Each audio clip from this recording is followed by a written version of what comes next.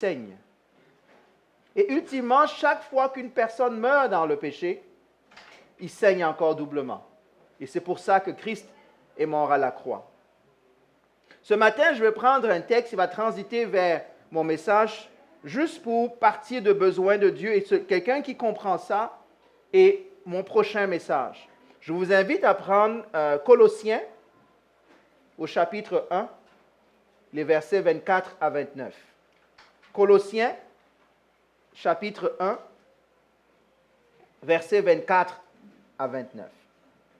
Je lirai d'une seconde 21. Si quelqu'un a besoin de Bible, juste levez la main, on vous trouvera une Bible. Je rappelle que chacun doit avoir sa Bible.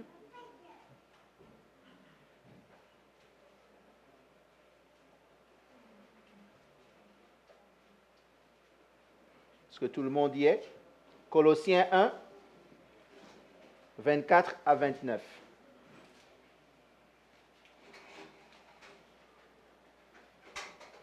J'entends des pages tourner, donc Colossiens 1, versets 24 à 29. C'est bon? Il y a quelqu'un qui a perdu Colossiens dans sa Bible?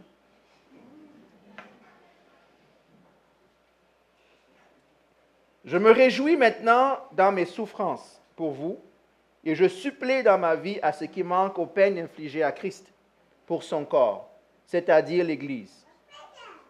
C'est d'elle que je suis devenu le serviteur, conformément à la charge que Dieu m'a confiée pour vous, annoncer pleinement la parole de Dieu. Le mystère caché de tout temps et à toutes les générations m'est révélé maintenant à ses saints. En effet, Dieu a voulu leur faire connaître la glorieuse richesse de ce mystère parmi les non-juifs, c'est-à-dire Christ en vous, l'espérance de la gloire. C'est lui que nous annonçons, en avertissant et en instruisant toute personne en toute sagesse, afin de présenter à Dieu toute personne devenue adulte en Jésus-Christ. C'est à cela que je travaille en combattant avec sa force qui agit puissamment en moi. Seigneur, bénis ta parole ce matin et ouvre nos cœurs, ouvre nos esprits, afin que nous comprenions et que ta parole change nos vies, Seigneur. Merci, Saint-Esprit, toi qui fais ton œuvre encore dans nos cœurs. Amen. On a parlé dimanche dernier du besoin de Dieu, du besoin de relation, où Dieu veut une relation avec toi, il veut une relation avec moi. Il le veut depuis l'ancien temps. On l'a démontré la semaine dernière, que les choses qu'Adam faisait, que Dieu faisait avec Adam, on montre que Dieu descend dans le jardin pour faire quoi? Pour marcher avec Adam. Parce qu'il a créé ce lien-là entre l'homme et lui. On a dit dimanche dernier que dans l'homme, il y a quelque chose qui n'existe nulle part dans la création. C'est quoi? Le souffle de Dieu. Dieu a mis en nous une partie de lui. Donc quand il est en communion avec nous, il est en communion avec lui-même. La chute a brisé cette communion-là. Et Jésus vient restaurer la possibilité de communier avec lui. Amen. Et le cœur de Dieu, le cœur de Christ, Christ a dit, il est venu faire quoi? Sauver ce qui était perdu. C'est ce qu'il est venu faire. Et le texte que nous venons de lire, pour moi, il y a un verset qui m'a toujours choqué, jusqu'à présent. Je le comprends mieux. Vous savez, des fois, quand vous n'avez pas expérimenté quelque chose, vous ne comprenez pas certaines profondeurs. Des fois, Dieu nous fait grâce. Moi, le verset qui me choque, c'est celui-ci, c'est le verset 24. Je me réjouis maintenant dans mes souffrances. Ce n'est pas ça qui me dérange trop. C'est la suite. Écoutez ce que Paul dit. Je supplée dans ma vie ce qui manque aux peines infligées à Christ pour son corps, c'est-à-dire l'Église. Si vous avez le courage, surlignez ça dans votre Bible. Paul a compris ce qui motive Dieu. Pourquoi je suis choqué par ce texte-là? Est-ce que le sacrifice de Christ n'a pas été suffisant pour que Paul dise qu'il fasse quoi? Qu'il complète ce que Christ a fait. Est-ce que vous comprenez qu'il y a une nuance dedans? On dit, on sait, on le chante, on le lit, que la mort de Christ est suffisante. C'est vrai? Vous croyez ça? Moi, je crois ça. Je crois qu'il n'y a plus rien qu'on doit rajouter à l'œuvre de Christ. Mais Paul nous dit qu'il y a une autre chose que Christ n'a pas fait, qu'on n'a pas faite, pardon. Pas parce que ça manque, mais c'est ça notre rôle. Lorsque Christ est mort, il est retourné au ciel. Il n'est plus sur terre. À l'époque de Christ sur terre, c'est lui qui parlait aux gens dans la rue. C'est vrai? C'est lui qui allait chercher les âmes, ou les âmes venaient à lui, si je peux dire ça comme ça. Mais aujourd'hui qu'il est au ciel, Paul nous dit que son mandat, c'est faire quoi? C'est compléter l'œuvre. C'est-à-dire quoi? Continuer d'annoncer la bonne nouvelle. Continuer d'aller chercher des âmes. Que l'œuvre que Christ ne peut plus faire dans la condition actuelle, c'est à nous qu'elle incombe. Est-ce que vous me suivez? Pourquoi ça me choque? Ça, j'ai compris ça aussi. Mais c'est parce qu'il me dit, il semble dire qu'on vient compléter. Est-ce que vous comprenez? Et il nous dit une autre chose, que aller gagner des âmes, aller témoigner de l'Évangile, ça va amener de la souffrance. Ça va amener du rejet. Ça va amener du refus. Et ça nous fait mal. Hein? Qui a déjà témoigné à quelqu'un et on nous a juste... hein? Ça vous est arrivé? Comment vous vous sentez après? Mal, hein? Mais c'est ce qu'il est en train de dire. Il est en train de dire que lorsque nous continuons à faire ce que Christ a fait, on continue de porter le fardeau, la douleur d'aller chercher une âme, la douleur d'aller témoigner. Vous allez me dire, on n'est pas tous appelés à être Paul. C'est vrai, on n'est pas tous appelés à être des Paul. Parce que quand on le fait, on réalise à quel point ce n'était pas facile pour Christ. Hein? Ce n'est toujours pas facile de gagner une âme. Mais Paul dit, je me réjouis. Il dit au verset 25, c'est d'elle que je suis devenu le serviteur. Ce n'est pas ça qui m'intéresse. Annoncer la parole. Mon message ce matin, mon titre va venir de Galates. Je vais revenir à ce texte tout à l'heure. Dans Galates au chapitre 1, les versets 6 et 7. Galates, chapitre 1. Gardons le texte de Colossiens en arrière-plan, on va y revenir. Galates, chapitre 1, les versets 6 et 7.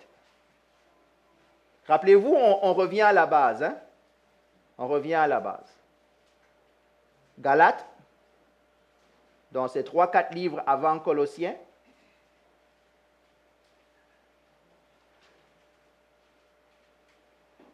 s'il y a de la poussière, vous savez pourquoi, hein?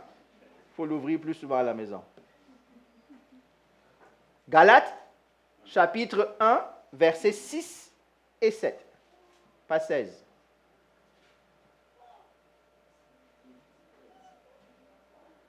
Je m'étonne que vous vous détourniez si vite de celui qui vous a appelé par la grâce de Christ pour passer à un autre évangile. Ce n'est pas qu'il y ait un autre évangile, mais il y a des gens qui vous troublent et qui veulent déformer l'évangile de Christ. Je relis. Je m'étonne que vous vous détourniez si vite de celui qui vous a appelé par la grâce de Christ pour passer à un autre évangile. Ce n'est pas qu'il y ait un autre évangile, mais il y a des gens qui vous troublent et qui veulent déformer l'évangile de Christ. Mon titre ce matin, c'est « Il y a un seul évangile ». Tout simplement. Et je sais que ce n'est pas facile de faire le discernement ou de discerner c'est quoi l'évangile. C'est quoi la bonne nouvelle? On a parlé hier, la semaine dernière, la bonne nouvelle, c'est quoi? Aujourd'hui, si je m'en vais sur Internet, je regarde les déclarations de foi, je regarde les mouvements. Je vais rester dans le christianisme pour le moment, d'accord? Parce que le reste ne m'intéresse pas. Première chose qu'il faut comprendre dans le background de ce texte, c'est quoi? De quel évangile est-ce qu'il parle aux Galates ici, à votre avis? Il parle de l'influence des judaïsants. Je vais faire l'étude biblique avec vous. Avec le début du christianisme qui a été annoncé aux non-juifs, il y a des gens qui ont commencé à dire, ce qu'on appelle les judaïsants, il faut que vous commenciez à adorer le Seigneur comme les juifs. Ça veut dire quoi? Il faut se circoncire, il faut ne pas manger de viande, il faut respecter la loi de Moïse, il faut faire tout un tas de choses. Et ça semble spirituel hein, quand quelqu'un vous dit ça, qu'il faut revenir à l'ancien temps. En passant, il n'y a rien de nouveau. Hein. Toutes les hérésies ou tous les mouvements dans le christianisme qu'on va voir au 21e siècle existent déjà depuis le 1er siècle, depuis le 3e siècle. Il y a rien, ça a juste pris d'autres formes. Ça a pris d'autres aspects. Paul dit, je vous invite à lire toute cette épître-là, vous allez voir comment il est incisif contre cette hérésie-là. De dire qu'on doit devenir juif pour être chrétien. Paul dit qu'il y a un seul évangile. Il y a tout un tas de mouvements là-dehors. Il y a un évangile qui s'appelle, aujourd'hui pour moi, celui que je trouve le plus populaire, c'est l'évangile thérapeutique. Moi, j'appelle ça thérapeutique. C'est, pasteur, je veux te rencontrer, mais fais-moi du bien. Dis-moi une parole qui va me faire du bien. On a remplacé le psy par l'Église. Et l'Église, c'est gratuit. Le psy, c'est combien de l'heure? Je ne sais pas. Ça coûte cher. Disons que ça coûte cher. Combien? 140 entre 140 et 160. Je pense que j'ai manqué ma vocation. 140 à 160 $ pour une heure. Tu es juste assis et tu parles, il ne fait rien d'autre. Il écoute. Des fois, on en a besoin en passant. Je ne veux pas me moquer d'eux, ce n'est pas mon but. Mais, en passant, moi, je ne crois pas non plus qu'un chrétien va chez le psychiatre et chez le psychanalyste. Hein. Celui qui connaît l'âme, c'est Dieu. On est d'accord? Parce qu'on nous psychanalyse, on nous psychiatrise, je ne sais pas comment je vais dire ça, selon les théories de Freud. La théorie de Freud est basée sur la relation, les enjeux sexuels dans ta vie. Tout est question de refoulement. Anyway, je ne vais pas faire je connais un tout petit peu sur le sujet. Mais revenons à ça. Combien de personnes viennent à l'Église parce qu'on leur a dit que l'Église va te faire du bien? Combien? Combien nous évangélisons à des personnes et nous disons, viens, donne ta vie à Jésus, Dieu va te faire du bien. Vous avez déjà dit ça à quelqu'un? Bien, c'est ce que vous êtes en train de prêcher. Que viens, Dieu va te psychanalyser. Moi, je connais quelqu'un qui est venu une fois à l'église il y a quelques années, et puis la personne veut une audience. OK, pourquoi? OK. On parle, et puis il me dit, bon, on se rencontre la prochaine fois quand? Je dis, pourquoi est-ce que tu veux qu'on se rencontre la prochaine fois? Il dit, mais parce que j'aime quand tu me parles, ça me fait du bien. Non, je vous dis, je l'ai vécu. Je dis, mais je pense que tu ne comprends pas là. Je ne suis pas ton psy. Je ne suis pas ton psy. Il dit, mais tu es censé Vous savez, les gens savent, on sait manipuler. On s'est dit, tu es censé être là pour moi. Hein? Il y en a ici qui vont le dire. Il y en a dans le pasteur, le frère est censé être là pour moi. Mais il n'est pas censé être là pour toi, il est censé grandir en Christ. Non, mais qu'on s'entende bien, hein? Je veux juste qu'on se comprenne. Oui, on doit le faire, mais on n'est pas là pour ça. On est là, on va le voir. La base de l'Évangile. La base de l'Évangile. On ne veut pas ce qu'on appelle des Christian Pampers. Hein? Pampers Christian. Vous savez c'est quoi les Pampers? Tout le temps avec des couches. À un moment donné, un enfant naît, c'est normal qu'il porte des couches. À un moment donné, il faut qu'il grandisse et qu'il enlève ses couches. Et s'il fait ses besoins au mauvais endroit, qu'il nettoie. Il y en a qui sont comme ça. C'est la thérapie. On vient faire la thérapie. Dès que leur vie va un peu mieux, vous savez ce qu'ils font? Tu dis un jour, tu vois il était toujours assis au même endroit. Un jour, tu cherches la chaise, elle est tout le temps vide. Tu appelles le frère ou la sœur, t'es où? Ah, mais finalement, je ne suis pas d'accord avec ce que tu disais l'autre jour, donc moi, je suis allé ailleurs trouver un autre endroit. Non, mais ne riez pas. Je dis qu'on revient à la base. Hein? Je dis qu'il faut qu'on examine nos vies avec Dieu. Paul dit aux Corinthiens, examinez-vous et assurez-vous que vous êtes dans la foi. Est-ce qu'on est d'accord? C'est la base. Je sais qu'on veut la grande théologie, mais mettons les fondations. Ah, je suis parti parce que là, on ne m'aime plus. Je suis parti parce que là, on ne me suit plus. Ah bon, toi, tu suis qui? On ne s'occupe plus de moi. L'autre évangile qui est populaire, c'est évidemment l'évangile de prospérité. On nous a dit, Dieu va te rendre prospère. C'est vrai, mais Dieu dit de prospérer comme ton âme prospère. On ne s'occupe pas de ton âme, ce n'est pas grave. Mais tu auras une maison, tu auras une deuxième voiture, tu auras tout un tas de choses que ce monde a offert. Ce n'est pas grave si plus tard, on ne sait pas ce qui va t'arriver. En passant, ça c'est le rêve américain dans l'Église. C'est le rêve américain dans l'Église. Moi, je pose la question. Je voulais poser, je vais la reposer directement encore. Pensez-vous que Christ soit mort à la croix pour que vous ayez une deuxième voiture? Pensez-vous vraiment que Christ soit mort à la croix pour que vous ayez un travail? Donc, je dis et je répète, ne confondons pas les bénéfices secondaires avec la raison principale de la venue de Christ. Mais, comme nous sommes tous affamés, ou nous voulons tous plus, on joue sur quoi? Sur notre orgueil et sur notre amour du monde. Hey, la publicité. Ah, achète-toi une maison parce que ton voisin a acheté une maison. Maquille-toi mieux parce que regarde, la sœur, l'autre, regarde comment elle est habillée. Tout à coup, les besoins montent. Mais on te dit, si tu veux que Dieu donne, il faut que toi, tu donnes d'abord. C'est vrai? Plus tu donnes, en passant, je crois au principe de la semence. Hein? La Bible nous dit que nos offrandes, c'est une semence. Ça, on ne va pas dénuer ça, là. Mais ce n'est pas une semence pour que Dieu multiplie comme à la bourse. Vous comprenez, c'est la bourse, n'est-ce pas? La bourse, c'est que tu amènes ton argent, tu vois un conseiller financier et il te dit, bon, selon les dernières statistiques, ton capital va croître de X% par année. Au bout de 10 ans, tu vas arriver. Mais Dieu ne marche pas comme ça. Je connais le texte qu'on prend, hein? Comment on dit, donne et il te sera donné et tu seras multiplié. Vous connaissez ce texte dans Corinthiens? Hein? Vous ne connaissez pas le texte? Bon, on va le fouiller ensemble.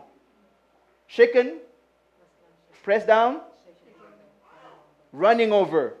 Donc, il faut d'abord press down, ça c'est dans les poches de celui qui pèse.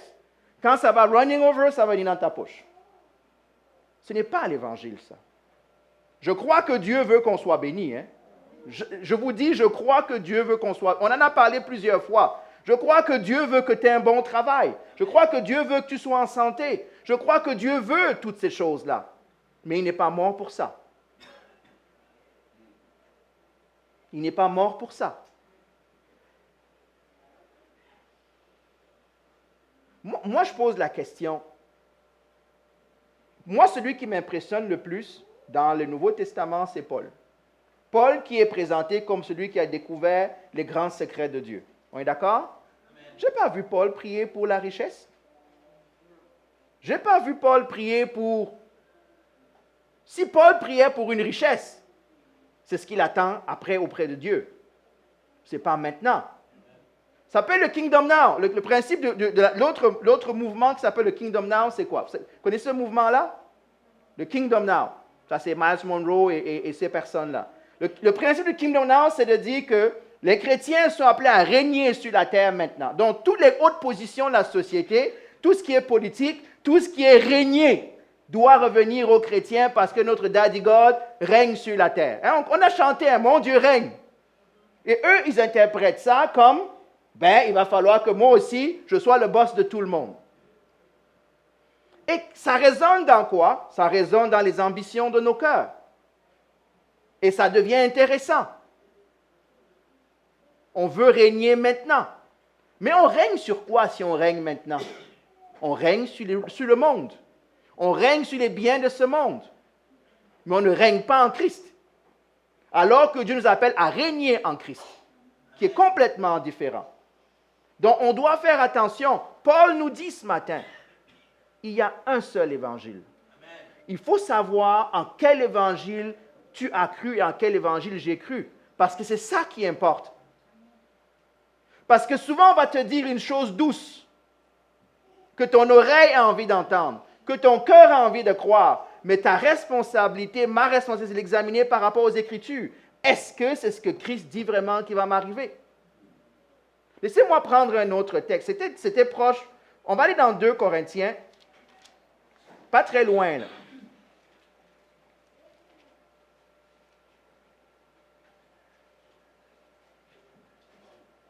2 Corinthiens 11, excusez-moi.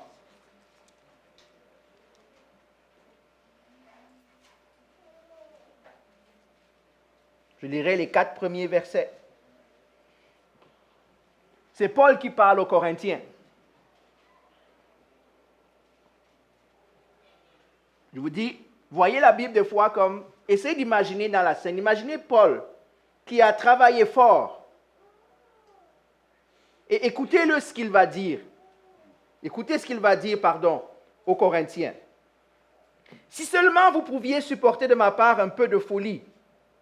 Mais oui, supportez-moi. 2 Corinthians 11. En effet, je suis jaloux de vous, de la jalousie de Dieu, parce que je vous ai fiancé à un seul époux, pour vous présenter à Christ comme une vierge pure. Écoutez le verset 3. Cependant, de même que le serpent a trompé Ève par la ruse, j'ai peur que vos pensées ne se corrompent et ne se détournent de la simplicité et de la pureté vis-à-vis de Christ. En effet, si quelqu'un vient vous prêcher un autre Jésus que celui que nous avons prêché, ou si vous recevez un autre esprit que celui que vous avez reçu, ou un autre évangile que celui que vous avez accepté, soulignez-le, vous le supportez bien.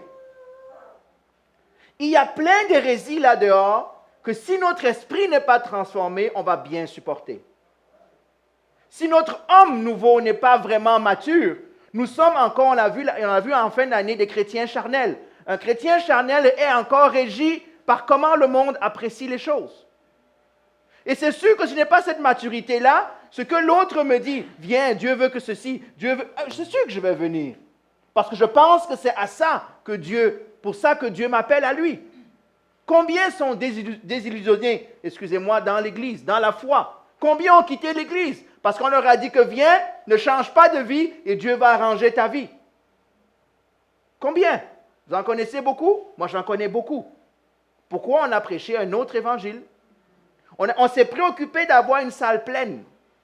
On s'est préoccupé de ça et non pas de ce que Paul dit, de l'âme de la personne. Il va dire dans le texte aux Corinthiens, examinez-vous. En quel évangile avez-vous cru? Je vous dis, on revient à la base. On revient à la base. Parce que c'est important de mettre les fondations. En passant, c'est important, même si la maison commence à être penchée, qu'est-ce que tu fais? Tu ne mets pas un poteau pour soutenir la maison, qu'est-ce que tu fais? Tu vas retrouver la fondation. Et beaucoup d'entre nous, dans la foi, ont des maisons penchées. Ils ont des maisons qui ne sont pas appuyées. Paul dit, j'ai bâti sur un fondement. J'ai bâti le fondement. Malheur à celui qui fait quoi? Qui bâtit sur un autre fondement que celui-là. Et c'est quoi le fondement de Paul? Non, ce n'est pas seulement Christ. C'est avant de ressusciter. Il ne met pas ressuscité dans la phrase. Le fondement sur lequel il bâtit, c'est Christ et Christ crucifié. Il n'y a pas de christianisme sans crucifixion. Il n'y a pas de chrétien sans repentance. Il n'y a pas de chrétien, il n'y a pas de vie qui change sans que ceci ne se passe. Il n'y a pas de marche avec Dieu si ce qu'on a chanté ce matin qui dit « Je t'aime Seigneur, j'ai besoin de ton amour », c'est l'amour de Dieu qui nous fait avancer. Pas ce qu'il va nous donner, pas comment il va transformer notre vie. C'est la vie éternelle. On a eu les richesses, il va le dire tout à l'heure, les richesses du royaume à venir. La communion avec le Père. Il n'y a pas d'autres évangiles. Revenons, regardez, c'est quoi la base de l'évangile? Maintenant, je reviens. Peux-tu revenir 2 versets plus tôt? Verset 2 de 2 Corinthiens. Écoutez ce que Paul dit. Et après, on va retourner en Colossiens. La base de l'évangile est dans cette phrase. La base du message chrétien, du témoignage est celui-ci. Je suis jaloux de vous de la jalousie de Dieu. Ce qu'il fait ici, ce qu'il dit, c'est quoi? Je vais traduire. Il dit, l'amour que j'ai pour vous, Corinthiens, ressemble à l'amour que Dieu a pour vous. C'est tout ce qu'il dit. Je suis jaloux de la jalousie de Dieu. C'est-à-dire qu'il aime. Il va le dire aux Corinthiens, ce qui me préoccupe, c'est votre âme. Il dit, vous n'êtes pas à l'étroit dans mon cœur. C'est vous qui avez fermé votre cœur et je suis à l'étroit. Maintenant, voici ce qui importe. Écoutez, Il dit, écoutez, je vous ai quoi?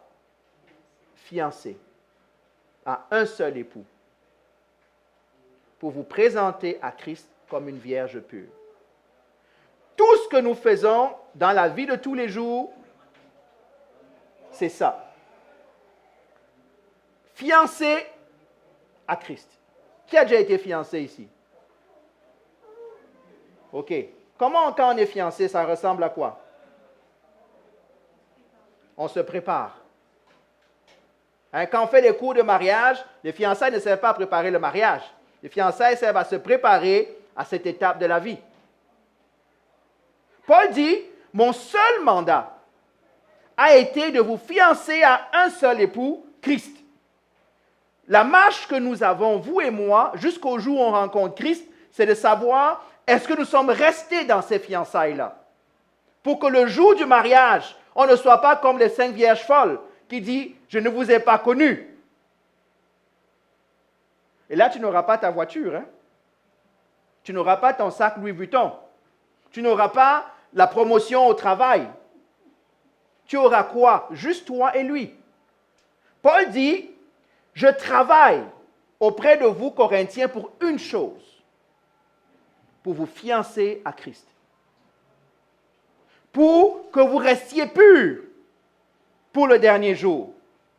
Si tu as été fiancé et que tout à coup ton fiancé ou ta fiancée te dit que je suis allé voir ailleurs pendant les périodes de fiançailles, qu'est-ce que tu vas faire?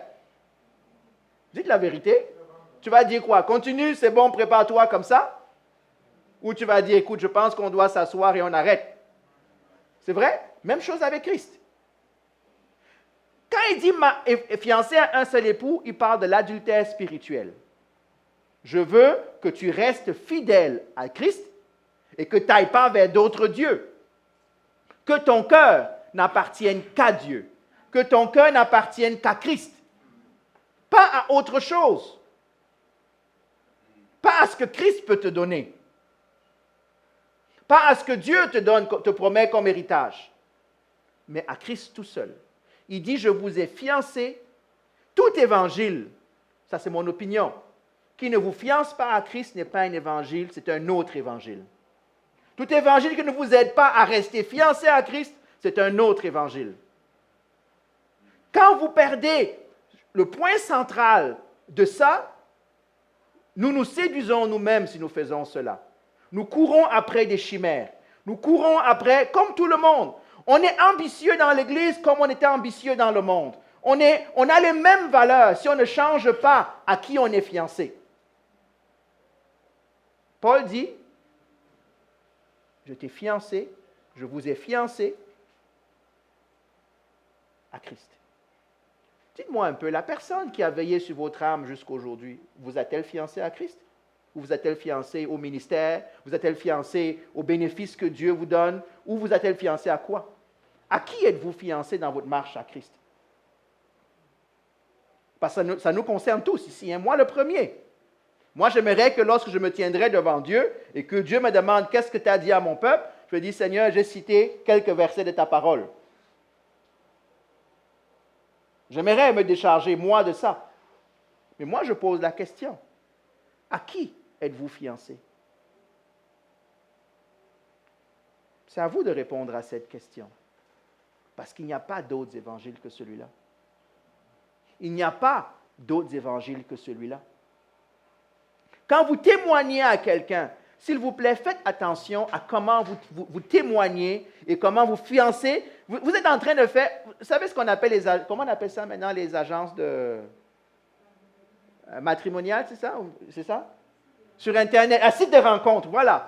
Merci. C'est des sites vous êtes juste un site de rencontre pour que des gens viennent rencontrer Christ. Est-ce que vous avez pensé à ça? Vous êtes juste des entremetteurs entre quelqu'un qui cherche à se marier et Christ qui cherche une épouse. C'est tout ce que vous faites. Mais assure-toi que les photos que tu mets sur ton site représentent bien Christ. Hein? J'espère que tu n'es pas en train de lui vendre Apollon ou je ne sais pas qui, alors qu'il n'est pas Apollon. Quel Christ est-ce que vous témoignez? Quel est le Christ que vous présentez? Quelle est la bonne nouvelle que vous donnez aux autres? Parce que quand ils vont venir, c'est ce qu'ils vont chercher. Je connais, on va me dire, oui, mais ce n'est pas grave. ils vont venir pour une raison ou pour une autre, mais Dieu va les convaincre. C'est vrai d'une certaine manière. Ça ne t'exclut pas que tu représentes réellement c'est quoi l'Évangile. En passant, c'est des fois mieux que quelqu'un sache ce qu'il attend avant qu'il arrive. Hein? Parce que tu pourras lui dire quoi? Je t'avais dit que ta vie doit changer. Je t'avais dit que Dieu, oui, Dieu va arranger ta vie. Mais il faut que ta vie lui soit soumise. Il faut que tu sois fidèle. Oui, ce n'est pas grave. Tu ne vas pas être propre le premier jour. La Bible dit que Dieu nous prend et il nous lave. Il nous purifie. Il représente, vous savez comment il représente Israël? Il dit qu'Israël était comme un bébé abandonné dans son sang, dans la brousse. Vous connaissez ce texte-là? Il dit qu'Israël était comme un bébé abandonné, encore dans le sang. Sa mère l'avait mis au monde et l'avait abandonné. Et Dieu dit, je suis passé à côté de toi, j'ai vu que tu étais belle, je t'ai lavé, je t'ai frotté et je t'ai pris à moi. Voilà l'image, comment Dieu représente la relation et comment il nous prend. Il ne nous prend pas propre, hein? Parce qu'il n'y a personne qui peut nous laver selon les exigences de Dieu. Seul Dieu peut te laver selon ses exigences. Il dit, je t'ai pris, tu étais dans ton sang. Je t'ai lavé, je t'ai habillé, je t'ai paré d'or, je t'ai paré de tout. Et là, tu as pris mon or, tu allais te prostituer avec d'autres dieux. C'est ce qu'il dit. Combien de fois on a chanté tout à l'heure, He made a way. Combien de fois Dieu a fait un chemin dans nos vies et ce chemin-là nous a éloignés de Dieu? Combien de fois? Combien de fois? Ah, je voulais travailler, Seigneur, mais là, je n'ai plus le temps pour toi. Je te rends grâce, tu m'as béni avec un travail. Ah, je voulais me marier, Seigneur, tu m'as donné un époux, tu m'as donné une épouse. Je n'ai plus le temps. Combien de fois une bénédiction est devenue une malédiction pour nous? Si on n'a pas gardé la vraie raison. Parce que si Dieu est seulement le giver, celui qui donne, alors on n'est pas marié au bon Dieu. On n'est pas marié au bon Christ. On est marié au guichet automatique. Non, mais on est marié à la main de Dieu. Ce que la main de Dieu peut donner, c'est ce qui nous intéresse. En passant, ce que je dis n'est pas nouveau. Hein? Pensez à Christ. Il y a un prédicateur qui disait que Christ serait it would be a lousy evangelist. Si vous regardez Jésus, là, il n'a pas suivi ses cours d'évangélisation. Hein? Imaginez quelqu'un il y a une foule qui vient le voir. Il s'occupe d'eux. Ils reviennent le lendemain. Jésus dit quoi? Rentrez chez vous. Pourquoi? Parce que vous êtes là pour les mauvaises raisons. Ce qui vous intéresse n'est pas ce que je dis, c'est ce que je vais vous donner. Vous venez parce que vous avez faim. Vous venez parce que vous voulez un miracle. Rentrez chez vous. Je connais votre cœur. Nous, on aurait fait quoi? On aurait donné plus de pain. Revenez encore, Dieu va pourvoir. Mais Dieu n'est pas venu pourvoir le pain seulement. Il est d'abord venu pourvoir la vie éternelle. Il est venu pourvoir le changement de nos vies. Paul était un mauvais évangéliste. Comment il traite certaines personnes, c'est rough, hein? C'est rough. Des fois, on a besoin de traiter quelqu'un rough, là. Ah, maintenant, on est sensible. Hein? We're sensitive. A bit too much. Ah oui, mais lui, l'âme, tu ne sais pas. Je comprends qu'il faut être sensible. Mais il faut dire la vérité aux personnes. Il faut dire la vérité. Ça ne va pas dans ta vie parce que tu ne donnes pas ta vie à Dieu. Ne viens pas pleurer 40 ans à l'église, ça ne va rien changer. Dieu, la Bible dit, Dieu fait du bien aux bons et aux méchants. Donc, ce n'est pas parce que tu es ici et tu restes méchant que Dieu va faire plus pour toi. Est-ce que c'est vrai ce que je dis? La Bible dit, ce n'est pas moi, que Dieu fait pleuvoir sur qui? Sur les bons et sur les méchants. Dieu, dans son amour pour l'homme, fait du bien même à celui qui le rejette. Je vous dis, si vous ne croyez pas ça à la parole, alors on va lire la parole ensemble. Je n'ai pas besoin de faire semblant de venir à l'église et de croire en lui pour que Dieu, par compassion, peut toucher la vie de quelqu'un qu'il ne connaît même pas. C'est vrai? Pensez à vous. Moi, je pense à ma vie. Moi, je suis venu à Christ, je ne suis pas né à l'église. Je peux seulement penser maintenant, avec le temps, quand je regarde des situations de ma vie passée, quand j'étais très loin de Christ, je ne cherchais même pas Christ, de voir des choses qui sont arrivées dans ma vie du Seigneur, ta grâce était sur moi. Que même avant que je te connaisse, tu avais commencé à me protéger. Combien est-ce que Dieu intervient dans la vie de personnes aujourd'hui qui ne le connaissent pas? Donc, tu n'as pas besoin de faire semblant à l'Église. Dieu est un Dieu de miséricorde. Amen. Mais si tu viens, il faut que tu saches pourquoi tu es là. Il faut que tu aies les bonnes fondations. Sinon, toute ta vie, la maison va tout le temps s'écrouler.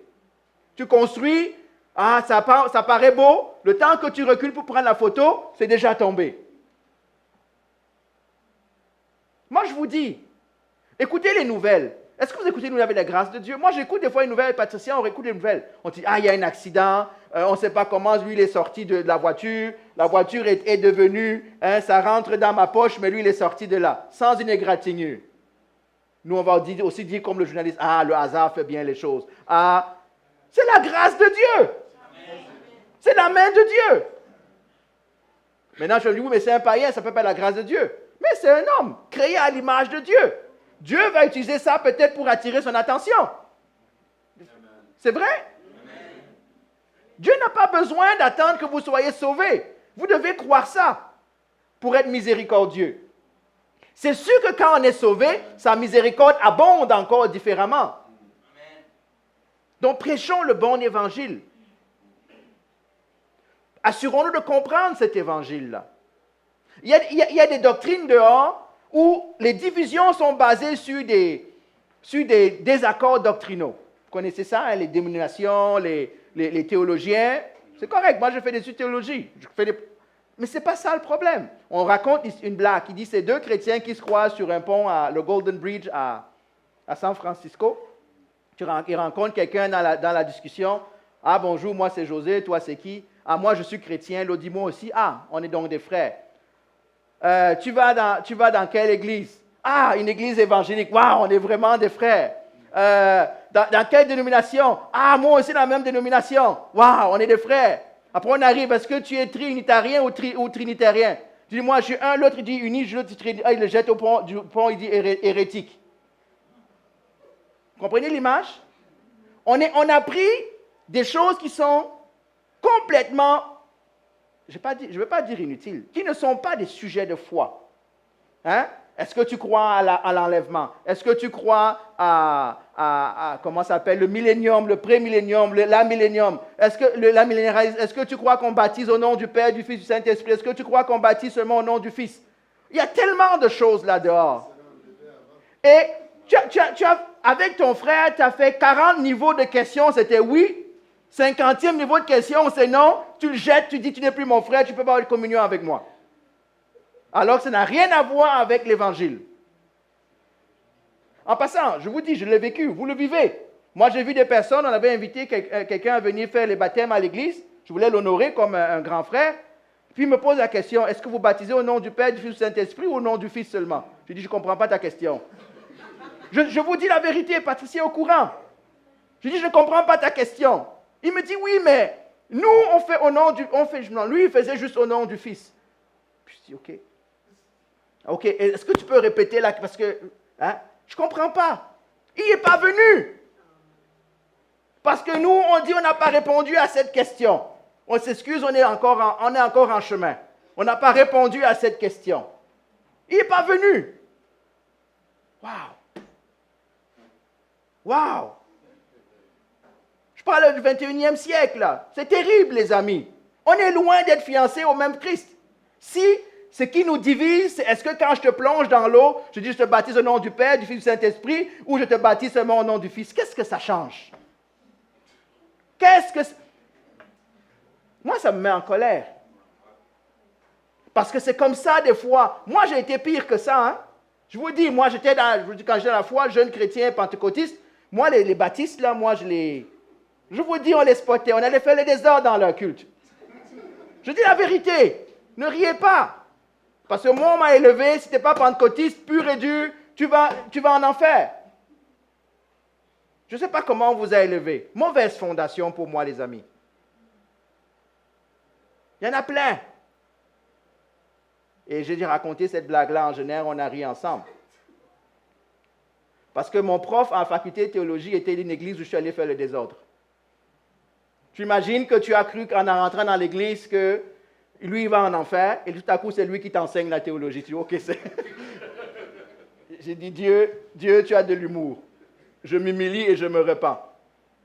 C'est vrai. Je ne connais pas votre histoire, je connais la mienne. C'est plein de folie. En passant, je voudrais juste qu'on s'entende. Ça ne veut pas dire que tout ce qui est là dehors doit être accepté. Est-ce qu'on est d'accord? Je vous dis que ce que vous vivez, ce que nous vivons au 21e siècle, il n'y a rien de nouveau. Hein? Il y en a qui me disaient l'autre jour, on parlait, je pense que c'était à l'étude biblique, on parlait peut-être pas l'étude biblique, je peux me tromper. Et vous savez qu'il y avait autant de dieux à l'époque que maintenant, il y en a? Il y avait autant de mouvements, de sectes chrétiennes qu'il y en a maintenant. C'est juste que nous pensons que c'est nouveau. Il n'y a rien de nouveau. Allez faire une étude. Je peux vous amener un document, on vous donne les sectes par 1er siècle, 2e siècle, 3e. C'est les mêmes choses. C'est les mêmes choses. Est-ce qu'on croit au dimanche? Est-ce qu'on ne croit pas au dimanche? Est-ce qu'on croit à la divinité de Jésus? Est-ce qu'on ne croit pas à la divinité de Jésus? Est-ce qu'on croit? Toutes ces choses-là, il n'y a rien de nouveau sous le soleil. Mais quand ça arrive à nous, on a l'impression qu'il y a une révolution qui s'est passée. Regardez les disputes des Corinthiens. Les Corinthiens disent, ils se chicanent. Vous savez pourquoi ils se chicanent? Ils disent, ah, moi je suis de Paul, lui il est de Barnabas, lui il est de Priscille, lui il est de Cécile, lui il est d'Apollos. Hein? Vous connaissez ce texte-là? Non. Je rends grâce à Dieu que Dieu nous donne sa parole.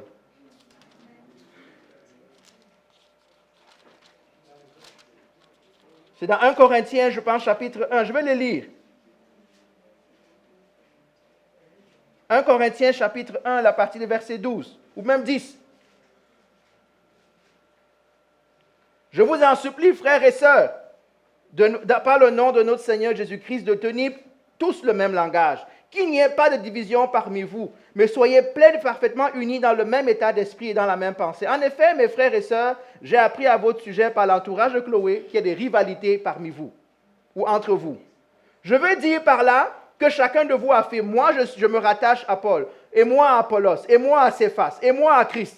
Ça c'est le plus spirituel qui a dit moi à Christ. Hein. Les moins spirituels c'était Paul, Céphas et Apollos. Le spirituel a dit lui c'est Christ direct, donc pas besoin. Paul dit ceci, Christ est-il divisé? Paul a-t-il été crucifié pour vous? Ou est-ce au nom de Paul que vous avez été baptisés? Je remercie Dieu que je n'ai baptisé aucun de vous excepté Crispus et Gaius. Ainsi personne ne peut dire que j'ai baptisé en mon nom. Voici une phrase qui me choque. Hein? Verset 17. Qu'est-ce qu'il dit au verset 17? Est-ce que c'est important le baptême? Est-ce que c'est important le baptême? Oui, très important dans la marche. Mais écoutez ce que Paul dit. Qu'est-ce qu'il dit? Ce n'est pas pour baptiser que Christ m'a envoyé. Si ça amène la division, je préfère ne pas baptiser. Imaginez, hein? Can you hear that? It's crazy. On est tellement pris dans des batailles, des chicanes de est-ce qu'on écrit Jésus avec un J majuscule ou avec un E sur le... Et ça fait des dominations, ça fait des divisions, ça fait plein de choses. Et quand on fait tout ça, on s'éloigne de quoi? Des fiançailles. On s'éloigne qu'on a été fiancé à Christ. On commence à faire plein de choses. Moi, je prie que Dieu nous... On n'est pas meilleur que les autres là dehors. Hein? Ce que je dis là, c'est rien de nouveau. Je prie seulement que Dieu nous garde. Que Dieu vous garde avec l'essentiel de l'Évangile. Parce que Paul dit, j'ai été appelé à quoi? À vous fiancer à Christ. C'est tout ce qu'il veut. Que le jour où ça va compter, que tu sois comment? Pur et vierge. C'est tout. Il parle de virginité spirituelle ici. Donc n'allez pas faire abstinence dans votre couple. Ce n'est pas de ça qu'il parle. Il dit vierge et pure devant Dieu. Vous riez, mais moi j'ai vu des gens qui le prennent à la lettre.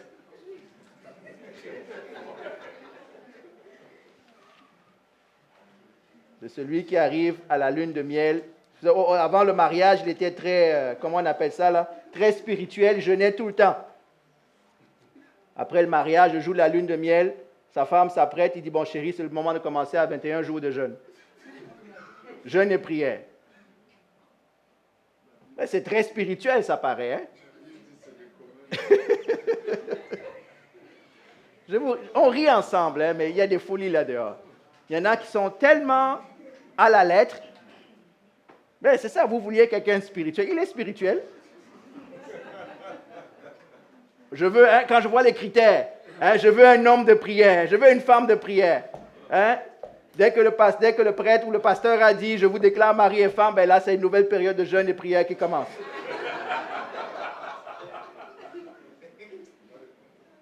En passant, je vous dis ce que j'ai vu. Je peux vous donner des noms si vous voulez, mais vous ne les connaîtrez pas.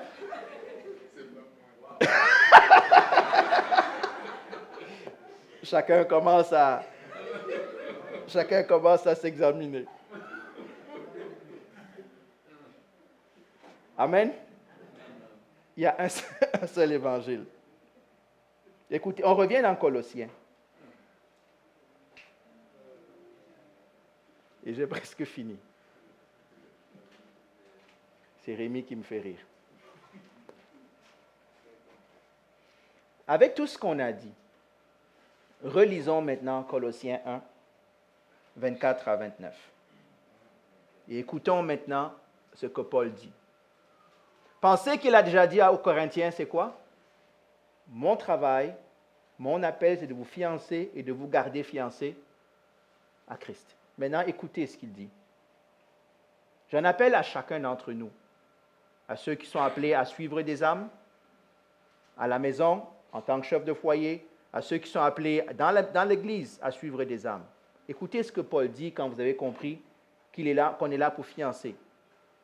Il dit ceci, « Je me réjouis maintenant dans mes souffrances pour vous, et je supplée dans ma vie à ce qui manque aux peines infligées à Christ pour son corps, c'est-à-dire l'Église. » Paul dit ceci, et je crois en une chose, je crois en l'Église.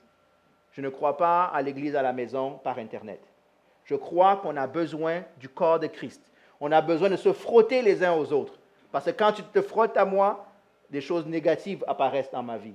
Quand tu te frottes à moi, des choses négatives apparaissent dans ta vie. Ça, c'est comme ça que Dieu a choisi d'opérer. On a besoin du corps de Christ. On a besoin de se soutenir les uns les autres. On a besoin d'être là quand quelqu'un est down. Parce que quand on sera down, quelqu'un sera là pour nous aussi, on espère.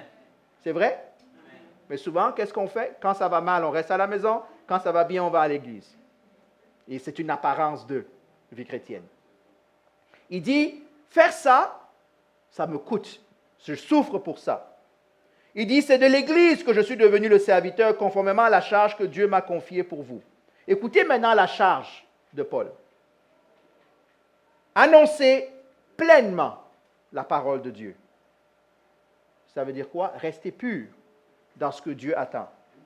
Le mystère caché, annoncer le mystère caché en tout temps et à toutes les générations, mais révélé à ses saints. On a dit dimanche dernier, c'est quoi la bonne nouvelle?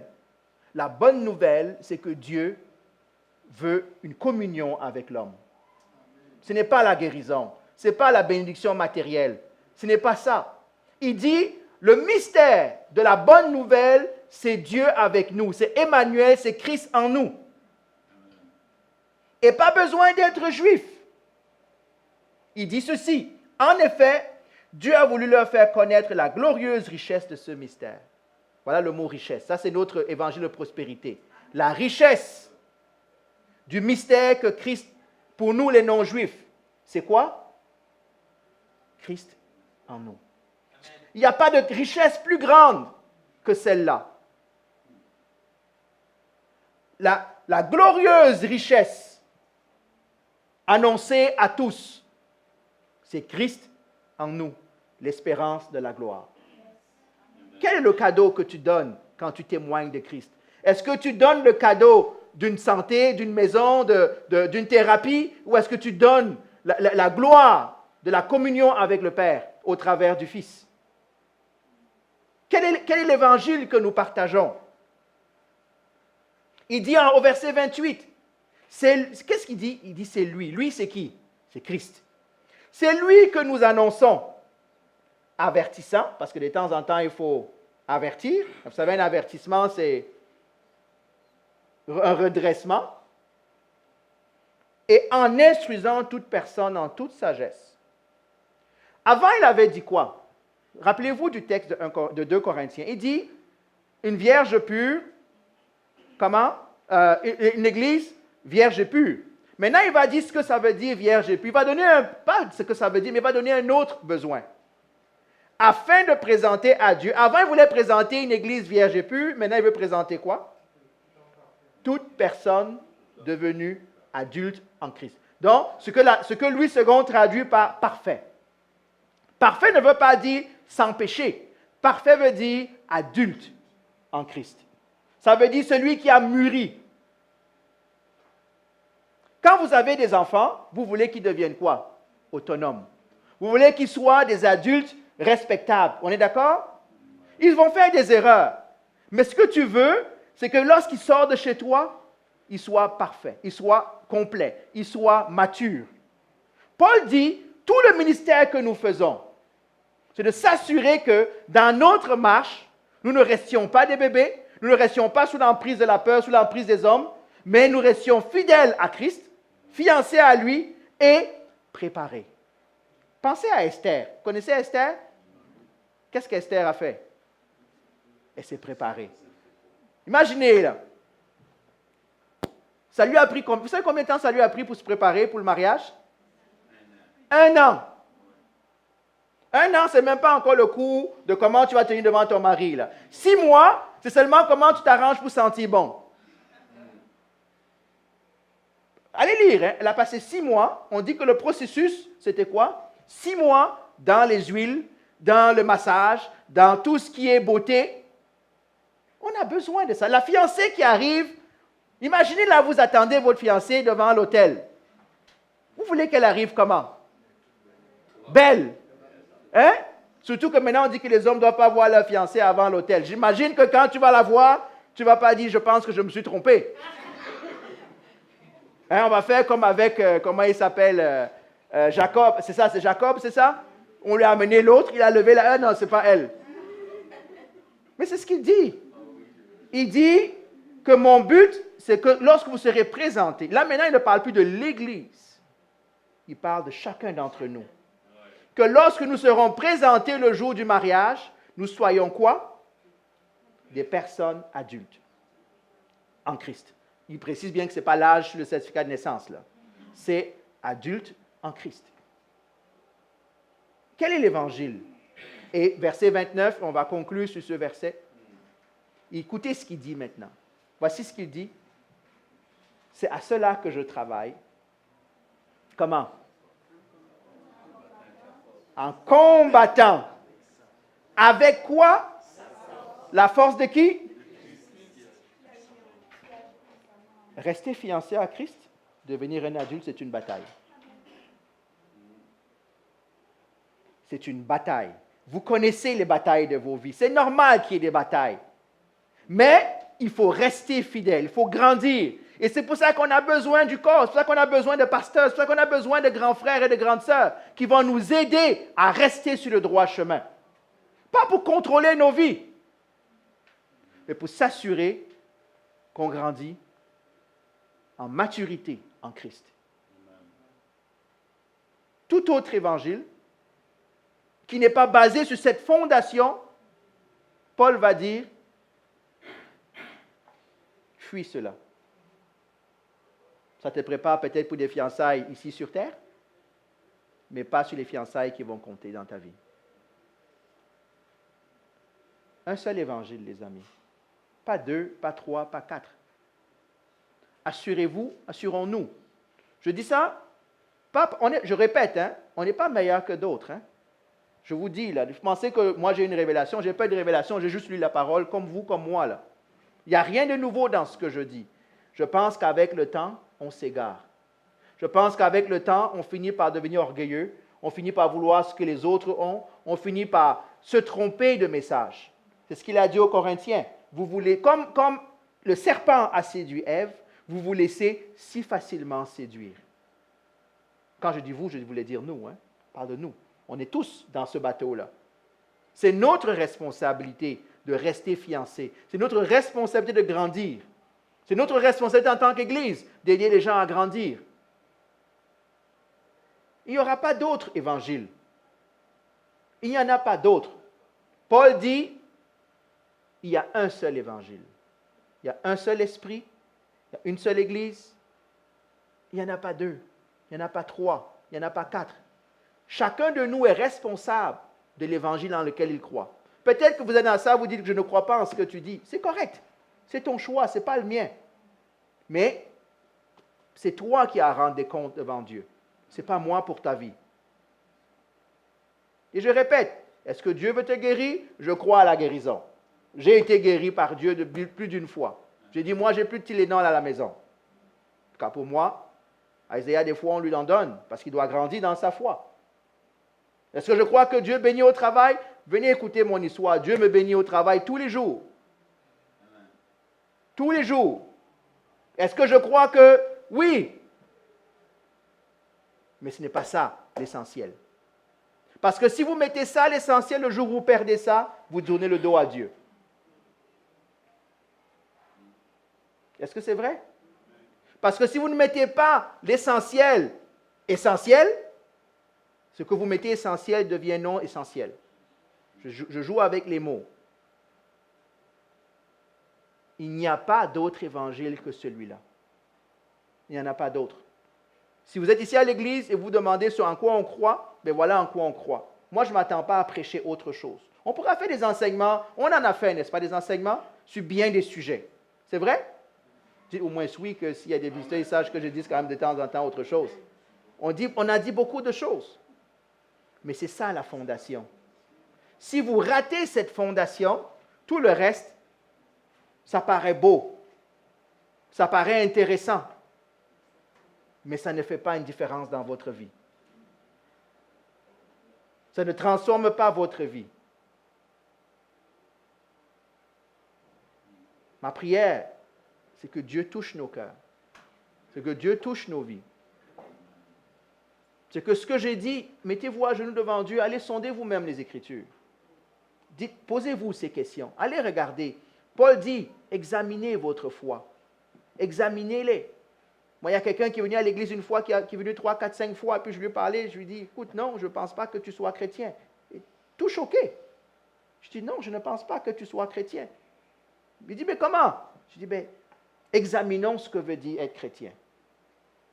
Examinons ensemble, parce qu'il faut que ça veuille dire quelque chose. Où est-ce que tu as vu que chrétien, ça veut dire aller à l'église? Où est-ce que tu as vu que chrétien, ça veut dire ceci? Qu'est-ce que ça veut dire? Chrétien veut dire imitateur de Christ. C'est tout ce que ça veut dire. Donc, si ta vie n'imite pas Christ, appelle-toi sympathisant, appelle-toi... comment? Fan club, voilà. Appelle-toi club de supporters, appelle-toi en processus 2, mais ne t'appelle pas chrétien. Et beaucoup sont séduits par ça. Et ça fait qu'ils croient qu'ils le sont. Oui, mais moi, je ne crois pas à ça. Je ne suis pas d'accord avec ça. Dieu ne te demande pas d'être d'accord. Il te dit. Maintenant, tu peux avoir la difficulté. Ça, c'est une autre chose. Est-ce qu'on est d'accord? Mais tu peux te soumettre en disant, OK, Dieu, si je ne comprends pas, je ne suis pas encore complètement convaincu, Dieu respecte ça. Qui est venu ici qui a tout cru le premier jour? Si tu lèves la main, si tu n'as pas compris ma question. Ah, j'ai ma main en haut, il faut que moi je la baisse. Tu as dit non. Mais c'est vrai. Moi, quand je suis venu à la foi, je ne croyais pas que Jésus était Dieu. J'ai eu de la misère avec ça. Pendant 1 an, 2 ans, j'allais à l'église. J'avais la misère avec, je ne comprends pas, ça ne marche pas, je suis cartésien dans ma tête. Comment il peut être Dieu et homme en même temps? Il faut qu'il soit l'un ou l'autre. Il doit choisir. Ne riez pas, ça c'était mes batailles. J'en ai encore d'autres peut-être. Je ne sais pas tes batailles. Dieu respecte, mais en faisant ça, je n'étais pas en train de prêcher que Jésus n'est pas Dieu. Je dis, Seigneur, ce sujet-là, je ne touche pas quand j'enseigne. Je ne connais pas encore, je ne suis pas prêt à enseigner dessus. Et comprenez que je disais ça, j'étais déjà enseignant là. J'enseignais déjà à l'école du dimanche. Et ça, je ne peux pas toucher à ce sujet, Seigneur. Parce que moi, je ne peux pas me tenir devant toi, devant ton peuple et dire quelque chose juste pour dire. Mais Dieu a convaincu, il a mis cette conviction dans mon... Mais aujourd'hui, tu peux me dire ce que tu veux. Je dirais, ça, c'est ton choix. Jésus est Dieu et Dieu était homme. Il y en a qui me demandent, oui, mais est-ce qu'il avait le sang bleu? Est-ce que le côté gauche, le côté droit? Comment c'était? S'il a été malade, est-ce qu'on l'a mis à l'hôpital et qu'on faisait une opération? Est-ce qu'il y avait un côté Dieu qu'on ne touchait pas? Ça, c'est les hommes qui posent des questions stupides comme ça. Vous riez, j'ai été dans tous les débats du monde. J'ai été dans tous les débats du monde. À la fin, là, laissez-moi vous dire une chose, c'est seulement, en anglais on dit unbelief, c'est seulement le manque de foi. Il y en a qui veulent juste trouver une raison pour ne pas croire. Ils vont t'amener dans un grain de poussière sur la plage. Ils vont te démontrer que ce grain de poussière est noir, la plage est beige, donc ça ne marche pas. Vos batailles, Dieu les respecte en passant. Je vous dis que Dieu respecte vos batailles. Ce qu'il ne veut pas, c'est le cœur rebelle. Ce qu'il ne veut pas, c'est le cœur orgueilleux. La Bible dit, tu as des questions, mets-toi à genoux. La Bible va t'amener des réponses. Tes frères vont t'amener des réponses. Tu es libre de croire ou de ne pas croire. Mais n'en fais pas un autre évangile. Jette les ciseaux à la maison. Hein, il y en a qui ont coupé les versets de la Bible. Ils ont jeté, ils disent ça, je ne crois pas, ça, je ne crois pas. Ça, c'est... Moi, je parlais des gens, même à l'église. Ah, dans la foi, je ne connais pas dans cette église encore. Ils vont me dire, oui, mais moi, je ne suis pas d'accord. Ça, c'était au 3e siècle. On n'est plus à Dodan, on a la télé, on a les satellites, on a plein de choses maintenant. Ça, c'est juste pour les gens de la caverne. Vous connaissez le mythe de la caverne? Ceux qui ont fait la philosophie? Hein? Pour eux, ils pensent qu'on est encore dans une caverne. Il y a quelqu'un qui m'a dit, je ne comprends pas, tu es instruit et tu crois. Je dis, c'est quoi ton problème? Parce que pour eux, pour lui, il faut être bête pour croire. Certains d'entre vous, vous vivez ça encore aujourd'hui. Non. On ne va pas s'adapter à eux. On ne va pas commencer à faire une théologie pour les intellectuels, une théologie pour les pauvres, une théologie pour les riches. Maintenant, on a plein de Bibles là-dedans. La Bible des mariés, la Bible des célibataires, la Bible des noirs, la Bible des blancs, la Bible des rouges, la Bible des jeunes. Il y a une seule Bible. Est-ce que vous êtes d'accord avec ce que je dis? Il y a une seule Bible. La chose, je vous dis, hein, la chose, je ne sais pas pourquoi je continue, mais laissez-moi vous dire une dernière chose avant de partir. Achetez-vous une Bible sans commentaire. Achetez-vous une Bible sans commentaire. Vous savez pourquoi? Quand on est jeune chrétien, on a tendance à croire que le commentaire en bas de page, c'est l'explication et la seule explication de ce qui est écrit en haut. Achetez-vous une Bible sans commentaire. Ou, quand vous commencez à être mature, n'ayez pas une seule Bible avec commentaire, il y en a 2, 3. Parce que vous allez commencer à dire que John MacArthur doit parler à Scofield, qui doit parler à tel autre interprète, pour que je comprenne de quoi ils ne sont pas d'accord. Mais quand vous n'avez que la Scofield à la maison, ben, vous ne lisez que l'interprétation de Scofield des Écritures. Quand vous avez John MacArthur Bible, vous ne lisez que l'interprétation de MacArthur Bible. Lui aussi, il a des failles. C'est un homme. Ce qui est écrit en bas, là, ce n'est pas les Écritures. Est-ce qu'on est d'accord? Les Écritures, c'est en haut. Donc, des fois, pour vous aider sur des points, achetez une Bible qui n'a pas de commentaire. Parce que ça rend paresseux. Ça rend paresseux. Tu lis, tu n'as même pas fini le verset, tu as vu qu'il y a une référence en bas, tu t'en vas lire la référence, et tu passes au verset suivant. Tu penses que tu as compris ce qui est en haut. En tout cas, j'espère que ça aide quelqu'un, là. En passant, là, nous achetons des choses. Nous achetons des chaussures à $100, nous achetons des vestes à $200, nous achetons des maisons à je ne sais pas combien de dollars. On n'est même pas capable d'acheter une Bible à $25 ou à $50. Dites-moi, vous devez avoir des Bibles. N'empruntez pas la Bible de votre voisin. Si vous êtes marié, il y a la Bible de monsieur, il y a la Bible de madame. Ce n'est pas on se partage la Bible à toutes. Non, investissez dans votre avenir. Dans la parole. Ne vous contentez pas juste de la Bible à $5. C'est la parole, vous allez me dire, c'est correct. Mais ayez votre Bible. Vous devez avoir votre Bible qui est personnelle. Moi, Patricia, je ne lis pas sa Bible. J'ai la même version qu'elle, mais c'est sa Bible. C'est elle qui me souligne ce qui l'intéresse. Elle met les post-it dans ce qui l'intéresse. Si vous prenez ma Bible, je n'ai pas mis le post-it au même endroit qu'elle, c'est normal. Mais ayez votre Bible. Achetez des Bibles. Ah non, ça coûte cher. Moi, j'ai vu des gens, la Bible, ça coûte cher. La même personne qui te dit, prie pour moi, j'ai une augmentation au travail. Tu n'es pas capable d'acheter une Bible à $50 ou à $75 ou même à $100. Ta chaussure que tu achètes à $100, n'est-ce pas, l'année prochaine, tu en achètes une autre? N'est-ce pas, on te dit que c'est démodé? Et comme c'est démodé, tu es convaincu qu'il faut aller acheter maintenant une autre à $150? La Bible ne se démode pas. Hein? Tout ce qu'elle fait, elle s'use. On est d'accord? Ma Bible a commencé à être usée. Elle s'use. Des fois, tu prends le scotch, c'est correct, mais elle ne se démode pas. Investissons dans les bonnes choses. Investissons dans ce qui est important dans nos vies. Venez à l'église avec votre Bible. Le prédicateur prêche, prenez votre surligneur. J'en ai un ici. Ah, ça c'est un texte qui est intéressant. Je m'en vais. Il y en a qui pensent que la Bible, là, c'est sacré, on ne doit pas toucher. Hein, on doit... Non, écris, souligne. Ça c'est juste du texte. Ça devient parole de Dieu en toi. Ça devient parole vivante en toi. Souligne, écris. Si quelqu'un te dit, ah, tu as commis sacrilège. Dis non. Comment ça j'ai commis sacrilège? Quand je mange un bon plat, je mets le haricot d'un côté, je mets ceci, j'arrange mon plat pour que lorsque je revienne, j'apprécie ce que je mange. Souligne. Ok, lui. On va prier.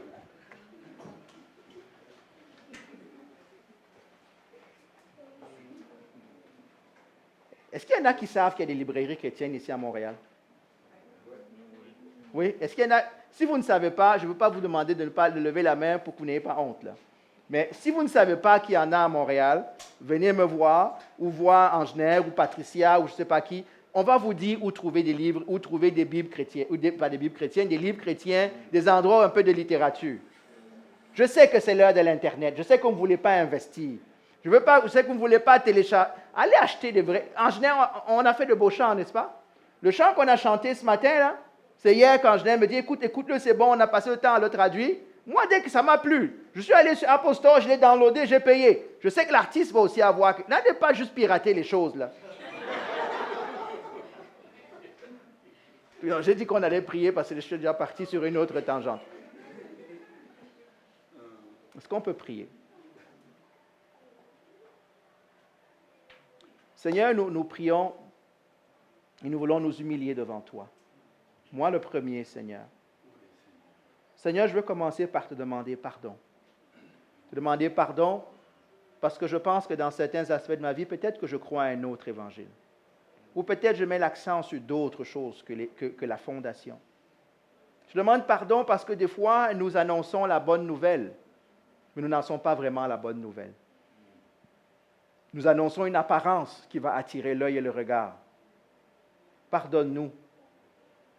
Parce que des fois, nous te représentons très mal. Et lorsque des âmes viennent, elles sont déçues. Elles sont déçues d'avoir été appâtées, d'avoir été séduites, attirées sous de faux prétextes. Et quand ils arrivent, on leur donne des mauvaises nouvelles, Seigneur. Père, je te demande pardon. Je prie que tu aides, que nos vies se développent sur ce fondement que tu es, sur Christ crucifié, sur Christ ressuscité. Que nos vies, que notre assemblée, que ton peuple partout, pas seulement la nôtre, que ton peuple partout se bâtisse sur le fait qu'on est là pour fiancer les gens à toi, Seigneur. On est là pour grandir en maturité, devenir des adultes, afin que le jour du mariage, nous soyons resplendissants quand nous viendrons dans l'allée à tes côtés, Seigneur. Que tu n'aies pas honte de nous. Merci pour ta grâce. Ça prend une dose de grâce immense. Seigneur, Paul a dit, je combats. Aide-nous à combattre le bon combat. Aide-nous à être unis dans le bon combat.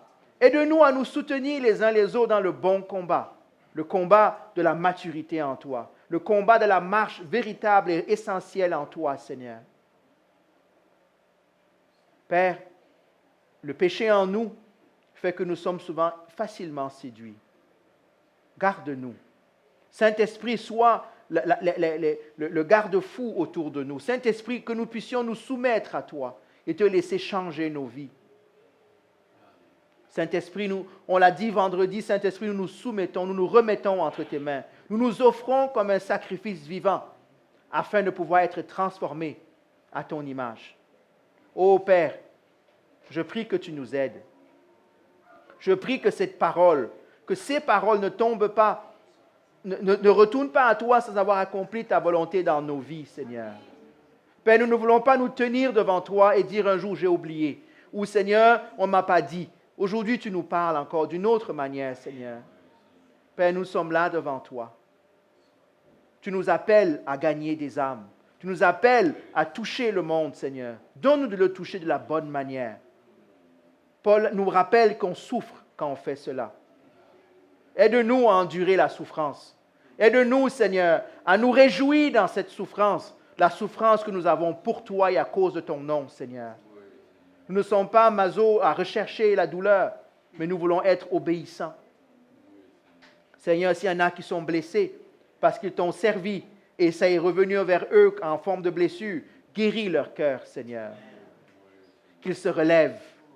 S'il y en a qui ont peur de se lever, qui ont peur d'être rejetés, qui ont peur, Isaiah nous a fait chanter tout à l'heure, nous ne sommes plus esclaves de la peur, parce que nous sommes enfants de Dieu.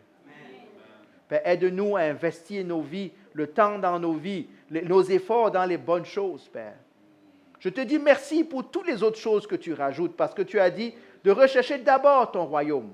Et tout le reste nous sera ajouté. La santé, la guérison, le mariage, le succès, le bonheur, quel que soit ce que le monde semble offrir. Je te dis merci. Mais aide-nous, Seigneur, à garder le regard fixé sur toi. Père, nous voulons être des fiancés pour ton Fils, qui soit digne de ce jour-là. Nous ne voulons pas, Seigneur, nous retrouver ce jour-là et que tu dises, arrière de moi, je ne vous ai jamais connu. Père, aie pitié de nous. Change nos cœurs.